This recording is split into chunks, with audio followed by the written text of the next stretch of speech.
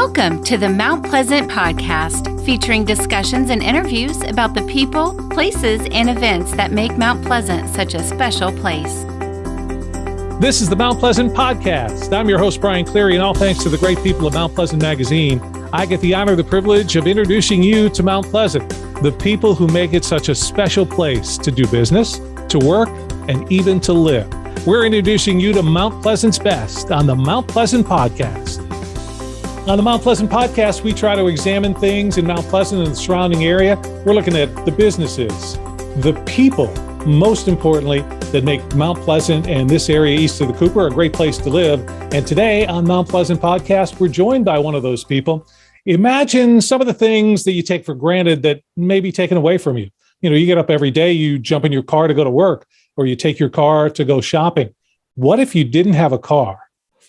An issue that, no, it's incomprehensible. Everybody has a car these days. No, that's not the case. But there is one man in the Lowcountry who is working to make that happen. And that's what we're talking about today on the Mount Pleasant Podcast. Our guest is Elliot Middleton. Elliot is the president. He's also the founder of the Village to Village Foundation. Elliot, what was it that made you decide that this is what you wanted to do, that as one man, one person, that you could make a difference? Yes, sir. Well, it all started back in about 2019 up in the small town of Andrews, South Carolina. We were holding a food drive out there, trying to help some folks get some Thanksgiving groceries and everything. And we served right at about 325 individuals, or we served 325 boxes to these individuals. But that small town held so many people, and the amount of folks that were walking to try to get to the location that we were donating the food from, I just felt compelled after walking down the line and apologizing to them and let them know, like, we're out of food, and just trying to check and see, like, hey, did you hear about the donations earlier, or tell me what happened, why you probably couldn't make it here on time. And a lot of folks just said, hey, you know, we had to walk a few miles into town to be able to participate into this because there's no public transportation, there's no Ubers or taxis out there. And if you don't have a neighbor that has a vehicle, preferably a pickup truck or a minivan, you're just not going to be able to allow yourself to get that ride into town to be able to, possibly be able to receive these benefits.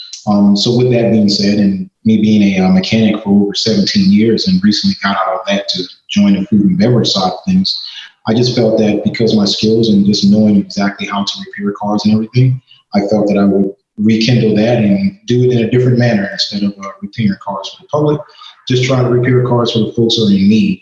And doing that by cars being donated, unwanted cars sitting in yards, and donating them to us and taking our time fixing them and donating them to the folks in need. I love the fact that in your mission statement, you talk about how you saw the need in a rural pocket, often forgot about communities. And then our mission is to provide reliable transportation to individuals with a need in rural South Carolina. You yourself in Ondaw. So where is it that you get the vehicles that you're then able to repair and donate to individuals in need? Well, when we started off, our first donation came out of my hometown of McClennisville, South Carolina. Actually, the Facebook post went out in the first part of January of 2020 and just offered folks like, hey, let's swap out a few slabs of ribs for your unwanted car that's just sitting in your yard. And I had some folks out of McClennisville that took me up on that offer. The first car I donated was a 97 Toyota Camry. And we got that car, and it needed some body work. It cranked up and ran fine. It needed some minor body work due to a small accident that I was into. And just visiting the local salvage yards, was able to get that car back up and going. And about 7 months later was our first donation up in August or September of 2020. And things have been taking off ever since. For someone who's wondering about the impact that you've had, and you have had a big impact, can you give me an idea of the number of vehicles that you've actually given to people? Well, here today, we're actually on car donation number 87. We've completed a few cars and everything over the holidays. We are now looking to do at least 6 cars here within the next 2 weeks. So the goal is to try to be able to hit that goal of 100 cars donated before the end of February. And that goal is not far-fetched. We're close to getting things done. It's just a difficult task sometimes when we're checking out the cars, doing a 50-point inspection, figuring out exactly what the cars need, and then we have to go through the process of repairing them safely and also finding the correct recipients for that vehicle. The last two holiday seasons, the Village to Village Foundation has done the 12 days, the 12 cars of Christmas. That has to be just an amazing feeling. And can you explain because not all of us get to have that feeling, but particularly around the holidays, when you're able to share that vehicle, so many times it's a surprise. These people don't realize they're getting a car. Can you talk about that moment and what that feels like for that person, but what it feels like for you and the foundation as well? Well, when we first started the foundation back in 2020, we had roughly about 7 cars around the holiday season. And we were like, I said, these cars are close to ready. It's getting ready to be around the 12 days of Christmas. And that carol was stuck with me as a younger kid. So I was like, hey, we got 7. Let's try to donate these 7 cars. And we were able to do 5 that first day, that first 2020 Christmas. But the feeling from just that, it was almost like playing Santa. Like we were on, at that time, we had one, my towing vehicle was a 2002 Toyota Sequoia, and it was pulling the 1-car trailer. So when I closed up the restaurant that Christmas Eve, I started towing cars immediately right then. So the first donation went out to like Walterboro's. This was like at 10:30 that night. And then I got back to the restaurant and picked up another car. Then we went out to Browns Ferry, which is the other side of Georgetown. Delivered that car like at 1:30 that morning. Came back to the restaurant, picked up another car, delivered another car out in Hannah around about 4:30 that morning. And the last 2 cars were close by. One was in McClellanville, and the other one was on the outskirts of Georgetown. And being able to do those cars, and the last car, it was right at about 8:30, 9 o'clock that morning. And just a surprise feeling on everybody, just knowing like, where did that car come from? Or how did this car wind up in my yard? And whose car is this? And the folks that actually nominated those folks to be able to let them know, like, hey, that car in your yard, that car is, a gift from Middleton Village Foundation. And that moment during that Christmas holiday, it was a feeling beyond out of this world. I still can't really give anybody an explanation on how the way that feels. And that's what just inspired me to also keep doing those 12 days of Christmas, every holiday season. And hopefully with, further growth of the foundation, hopefully we can go more than 12 cars. Maybe we may be able to do 24 cars for the, 24 days in December. It's just be out of this world feeling. I mean, there's nothing absolutely that I've ever experienced or that I've ever heard of anybody saying that they had a great feeling that matches to that feeling of somebody knowing that they're going to have a vehicle to get back and forth and them being totally surprised about it. Podcasting has exploded in popularity, especially local podcasts. As of 2022, 62% of Americans have listened to a podcast. 38% have listened in the last month. 26% in the last week. The podcasting audience is booming with no signs of slowing down. Call the podcast hotline to be featured on these podcasts or to receive information about podcast marketing. Call 843-530-0403 or visit carolinapodcasts.com. You're listening to the Mount Pleasant Podcast. This is where the pages of Mount Pleasant Magazine come alive. It's the Mount Pleasant Podcast with me, Brian Cleary, and we're talking about people in Mount Pleasant and this area east of the Cooper that make a difference. And one of them is the president, the founder of the Middleton Village to Village Foundation. Elliot Middleton joins us today. Now, Elliot, how is it that someone nominates or provides you the information so that you know that this particular person is in need of a vehicle? Well, a vehicle is something that is very, very important in the lifestyles of folks, being able to operate their everyday necessities to be completed. And also we know that, sometimes vehicles, when you hear about a free vehicle, you hear about these things on The Price is Right or game shows and something like that. This is a much more, deeper experience. I mean, we want to get to the folks that are definitely, like, for example, I mean, you have the internet services, which is becoming a big thing in Congress right now about the rural pocket areas being able to receive like internet services. We look basically for the folks that maybe don't have internet access to not even know that there's an organization out there that exists to be able to offer them cars. Some folks just do not even know this information because they're not fully equipped with the internet. That's why different things like what we're doing now, the podcasts and the news outlets, this gets the information to folks to know about a car. But mainly the first steps that we would like to always go through is word of mouth from community leaders, such as I'm friends with multiple mayors in the Low Country area. being able to speak with them, and maybe they may have someone that they know through their organization or through their working days that knows a family, or either, the police departments is also a big help as well too, because they know families that are struggling or in need. Coaches at high schools and in elementary schools, knowing that there may be a kid that's very, very well talented in sports, but can't participate because the parents are, not adequate with a vehicle. They're either catching rides themselves to get back and forth to work, or using transit bus services, if that's even available.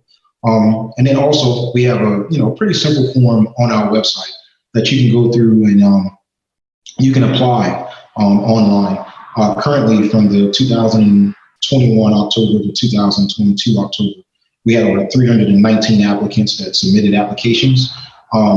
Currently, out of that 319, we were able to analyze and go through and do the research, and we have 86 qualified individuals. That's the most numbers that we've had qualified since the beginning of the foundation. And out of that 86, we have about 17 that's satisfied. So we're still trying to get all of those applications and everything satisfied between now and July 1st. So we do have a whole lot of work to go through. Like I said, we're on track to try to get to 100 cars by the end of February. And of course, like I said, word of mouth, or even just a visit here at my restaurant to be able to speak with me, and they nominate someone that, particularly going through a situation. So with 86, let's just use that number. There's 86 people out there. You're going to deliver for 86 different people. What is it that you could need? Someone's watching this, listening to our podcast. Obviously, the Village to Village Foundation's doing some amazing work, but what could I do? What could someone listening do to help you in that venture to get these cars out to these people? Well, one thing I would like everybody to know as well too, this is something that I do because it's the total feeling and the total love that I get from this is what I receive from this. It's more of a passion. It's more of a love because, my late father, I've been around him since he was 4 years old. And we've had, vehicles repaired at our house. When I remember being younger, my dad would help folks repair their vehicles. And then later on in life, we obtained a shop in North Charleston and working in that shop for over 11 years, serving the North Charleston area and just experiencing different people. But, all of these cars that we've done, all up to the current number that we're at now, we don't have a mechanic facility. All of these cars are done in my backyard. I mean, it's as blunt and as, straight up as it gets. We are working on a facility to try to be able to build a facility here locally. And not only to be able to repair cars, but to be able to teach like young drivers and adults that may not know the basic necessities of a car, or just to know car language. So like when we do have a repair problem, or you do have an issue with a car, you can know how to go into a dealership or know how to go into a repair facility and speak what you're actually having a problem with. So many folks are taking advantage of it because they don't know exactly what's going on with their vehicle. But it's best to kind of have some type of general knowledge of what's going on. With future things as well too, we received a lot of cars for donations. A lot of cars are able to be placed back on the road with minor repairs. A lot of cars need major repairs, but the bodies are in great shape. And a lot of cars are just used for parts. So it's a huge recycling and circulation of cars and everything. So nevertheless, don't think that a car that you may have sitting in your yard for 10 years is not valuable to the foundation. We actually do a lot of mix and match with parts. Like, you have cars that range in the same parts and everything from 5 or 6 years. So your car that's wrecked or your car that has a bad engine, definitely donations are always needed upon the car receiving. Also, monetary donations have been very, very well with folks helping out with gift cards from parts stores, and then also just offering their help to come in and exchange parts and things like that. So it's real huge on those things. However, huge announcement for us coming up here soon because of the fact that it takes money to fix these vehicles and it takes money to be able to purchase items and everything to repair these vehicles. We've since I started my restaurant here, Middleton and Makerville Barbecue, some of the funds have been coming from that portion of the restaurant to be able to fund the foundation. Well, secondary, what we're trying to do now, to be launched here in April, is a mobile barbecue outfit for the foundation. And what that does is we will go into neighborhoods. We will feed everyone free barbecue in that neighborhood. And I know that sounds crazy, but it will be free pulled pork for everyone.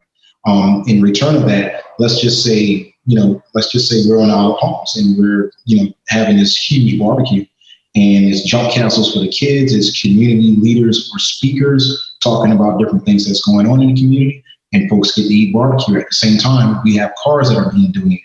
Now, in return of that, within 4 to 5 months of the cars that have been donated, we'll go through those cars and then we come right back to the Isle of Palms and we have another event like that. But we let the Isle of Palms natives and the community members figure out who is in need of those vehicles in that community. And they may say, well, we have 1 or 2, but we have a total of 11 cars that we donated. They may want to nominate another community to have those cars donated to. And all of this does is not only helps the foundation, but it helps get what we need back in America, and that's community togetherness. It brings them around, and what better way to have music and food to bring the community around. So we look to launch that out in April. Don't want to give too much on it right now, but I do have a meeting with 2 of the major mayors locally here in the Charleston and Mount Pleasant area. And once we have that meeting and we launch this off, it's just something that I look to be able to build the foundation upon that. And in return of that, the other items that are sold on the mobile unit, we will take 100% of those proceeds and be able to filter back into the foundation so that we can continue buying tires and buying brake pads and spark plugs and oils and all that stuff that's needed to keep repairing the vehicles so that they can continue on and we can continue donating.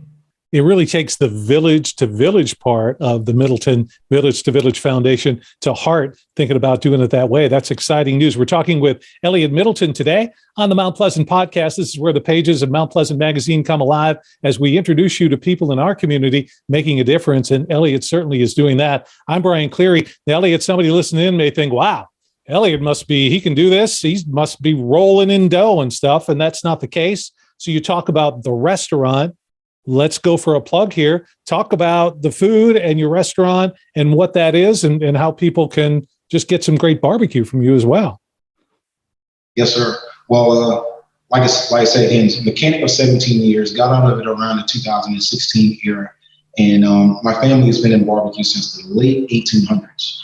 Matter of fact, the vinegar pepper-based barbecue sauce that we actually baste the meat with and do everything in the process of cooking, that's way further history back than that. Actually, my great-great-grandmother had the written literature from a gentleman who was doing barbecue way back in the mid-1800s. So we actually have on a brown small piece of paper that my now living aunt, she will not let me touch that paper. I have to ask permission just to view it in the glass that's there. But just from that and having that barbecue sauce for so long, and my uncle, Mr. Larry Gibbs, being able to do that as well too before he passed away, I just wanted to continue that family tradition of having the barbecue out there. And one thing led from just being a small mobile truck and doing barbecue, and just went into an opportunity of being able to obtain a restaurant here in Orlando.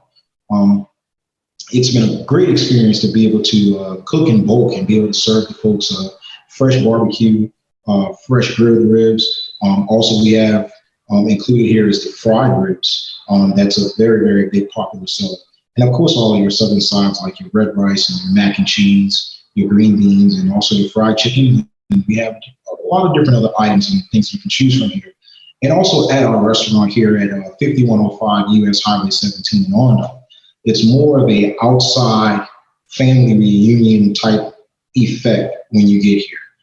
We don't have a large dining area. We honestly probably can only seat about 10 people comfortably. But we have a huge outside pavilion that we can probably seat up to 150 folks very comfortably. We have different events and everything out here. And when it's nice weather out, you really have an experience like if you're on your front porch in the low country sipping on a nice cold glass of iced tea. It's relaxing. We have music nights sometimes, and it's just a nice way to just enjoy family. Huge yard space, pet friendly. If you ever want to bring your pets out and throw frisbees or anything like that, it's just a nice, relaxed backyard feeling. So you are the CEO and the president of the Middleton Village to Village Foundation. This was your dream, but I know, Elliot, you're not doing this alone. You've got a team. Can you tell us a little bit about that team that supports you? Sure. So when we first started off, we had only one mechanic that was helping. And of course, that one mechanic turned into a few more. And then after, of course, this is in the middle of COVID, so jobs and stuff regained themselves. And then that mechanic base turned back down to just that one person. And then, of course, sometimes it was just me, and then it goes back to that one person. So we've been having mechanics ups and downs, but the mechanic help has been great. We also have my sister that helped start it off with the foundation, is helping get things organized. Desiree Middleton, she's helped tremendously on the beginning parts of it. We've also had, with the beginning of the transporting, lining up vehicles to be towed and hauled and all that stuff, we've had Miss Heather Jackson. She was helping out with so much logistics and making sure that when I'm off to tow these cars from either Georgia, North Carolina, Florida, different parts of South Carolina, all the way up to actually Washington, D.C., she made sure that the directions were correct. She made sure that the phone calls and everything was made prior to the time of me going up there, which has been a tremendous help. My ASC certified mechanic friend, Maurice Green, has helped with a lot of heavy diagnostic as far as vehicles that's even stumping me. I can call him and he can definitely give me a hand and let me know exactly what's going on away from his job. And a slew of other folks. And then also my girlfriend, Natalie DeMaya, she's been helping out with a whole lot of the paperwork and the logistics as far as making sure that the donation process is going well. Still continue on with a slew of other people from news media. I also mentioned local mayors definitely have put their hands into making sure that things are, getting the word out, and just the whole Low Country. I mean, just to put it in a whole nutshell, the entire Low Country has been a part of making sure that this foundation continues, making sure that the word is spread. And it's just a countless amount of people that I just can't thank enough for helping and continuing to strive in this dream that I see, but in believing in just me. And not only that, the countless donors. I mean, the donations from start to current has been out of this world. I mean, even when things, beginning to go viral, I mean, we've received, donations and blessings and just words of encouragement from as far as Singapore. So it's all over the world that we've been receiving, information and encouraging words. And I want to thank everybody for that. This dream of yours started with you giving one vehicle. Now you're coming up on your 100th vehicle. What's your ultimate goal in terms of what you can accomplish with the Middleton Village to Village Foundation? Ultimate goals, that's something that I wake up, and it changes every day that I wake up with how far this thing can go. And I really just made up in my mind about a few months ago, and actually shared it with my friends on social media, that this is such a life-changing experience. This is exactly what I want to do for the rest of my life. So I don't really see any stopping in this foundation at all. I see it growing tremendously. I see it getting to the point to where we're in all 50 states, hopefully. I just want to see it continue growing, being able to help the small pocket rural areas that is so often forgotten about. And just not only that, I mean, there's folks in city limits that are definitely, have been donated vehicles and everything as well too. But I mean, I always related to Hurricane Hugo, because folks in this area knows about the experiences of Hurricane Hugo. And back then I was 6 years old when that happened. And I lived in McClennaville, and we stayed right there in McClennaville. And folks on Isle Palms and downtown Charleston and Mount Pleasant know firsthand how bad that storm was, with the eye of the storm coming right over Bulls Bay. And of course, we know that the northeastern quadrant is the worst part of that storm. So what I just remember as a younger kid is that I saw a lot of aid being given to the direct city, which is 100% fine. Everybody needs aid. But the McClennaville area, and you talk about the other small areas, you got McClennaville, you got Tiblin, you got Buck Hall area, all these small areas that nobody pays attention to until it's 2 weeks down the road. Like, oh, we forgot about this town right here, and they have folks living there. To bring awareness to all of those small pocket towns, the same time a natural disaster happens, I think it needs to be addressed right then to try to get to all of the small towns. And of course, you have roads that are blocked. You have all these different things that are blocked, but you must pay attention to those folks, because they're living the same way that we are. And that that's why I focus so hard on the rural pocket areas, because it's always like you get the back of the spoon, as they say. And we just want to be noticed as well too. And those folks need help. I mean, a car can change the whole generational development of a family. I mean, you think about somebody being very talented who can possibly build airplanes. Well, they can't get to Boeing to even fill out an application if they can't get out of those small pocket areas. But with a reliable car, they can get the opportunity to get the trial tech, to take the classes, to apply for that job. And then right then, that moment, it changes the entire trajectory of that generation part of that family, because they don't have to stay into that pocket area and work at the local gas station, or to work at the local Dollar General, or to take a farmhand job, or, whatever the main things that are there. There's so many more opportunities just 40 or 50 miles down the road. And that's another reason why the cars are very, very important. There's so much talent out there. We just have to get those talents around and people seeing exactly what's going on. One vehicle can change one family, and one man is making a difference here in the Low Country. Elliot Middleton from the Middleton Village to Village Foundation. Elliot, if someone wants to get more information about the organization, is the best way social media, your website? Tell us how people can get in touch with you. Yes, sir. So we have a direct telephone number that you can call and ask any questions that you have. That telephone number is 843-240-8742. Normally, if you leave a message on that phone, if we don't get right to it, we'll be able to respond back to you within 24 hours. Also, we have a website that's at www.middletonsvillage2village.org. You can go there and you can find information as well too. You can also see when the application form is updated and reopened if you need to make an application and apply for one. We also have information on there for the newsletter that you would also be able to view and see different parts of car donations. So if you want to get an experience, and you want to get a feeling to see exactly why we push so hard to continue this, you watch a couple of those videos, and if it doesn't take you by storm, then we may have to put a defibrillator on you to get you back going on, because I'm telling you, man, it's a feeling out of this world, and it just makes you feel, I don't know. I just wish the whole Low Country can be there. One day, hopefully we can do it live on a television or on a podcast or radio, just for you to be able to experience that. It will change your whole outlook on everything.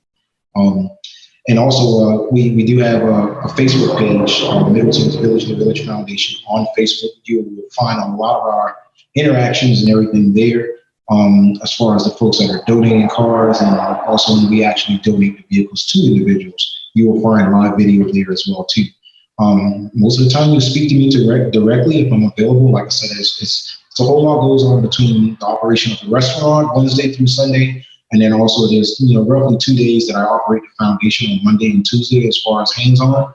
But there's a slew of people, like I said, that works 7 days a week as far as I have a friend up in McCormick, South Carolina too. If there's a vehicle that's in the Greenville, Spartanburg, Columbia, Atlanta, Georgia, Charlotte area, he's the go-to guy. I give him a call. He picks the cars up quickly. And it's just a slew of people from all over the tri-states that helps us out.